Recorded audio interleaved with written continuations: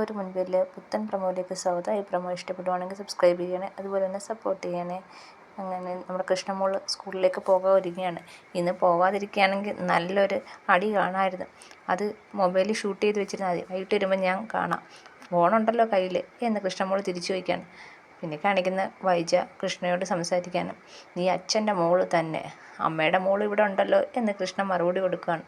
അങ്ങനെ രേവതിക്കുട്ടിയും മാമച്ചായനും ഗ്രേസി അമ്മയും കൂടെ വൈജയുടെ വീട്ടിലേക്ക് വരികയാണ്. അവിടെ വന്ന് വൈജയെ രേവതിക്കുട്ടി കാണുന്നുണ്ട്. അപ്പം പറയാണ്, അതേ സംസാരം, അതേ മുഖം, അതേ സ്റ്റൈല് എന്നൊക്കെ പറയുകയാണ് വൈജയെ നോക്കിക്കൊണ്ട്. അപ്പം മാമച്ചനും ഗ്രേസി അമ്മയും പറയാണ്, ഞങ്ങൾ അലീനയെ കൂട്ടിക്കൊണ്ടുപോകാൻ തന്നെയാണ് വന്നത്. അങ്ങനെ കാര്യങ്ങളൊക്കെ സംസാരിച്ച് കഴിയുമ്പം പറയാണ്, കുറച്ച് നാൾ കഴിയുമ്പം നിങ്ങൾ പഠിച്ചോളും എന്ന് വൈജ അവരോട് പറയുകയാണ്. അങ്ങനെ അലീന പോകാൻ വേണ്ടി ബാലേന്ദ്രൻ്റെ അടുത്ത് നിന്ന് അനുവാദം ചോദിക്കാൻ ചെല്ലുകയാണ്. അപ്പം ബാലേന്ദ്രൻ പറയുകയാണ്, പോകണ്ട, നീ ഇവിടുന്ന് പോകണ്ട എന്ന് പറയാണ്.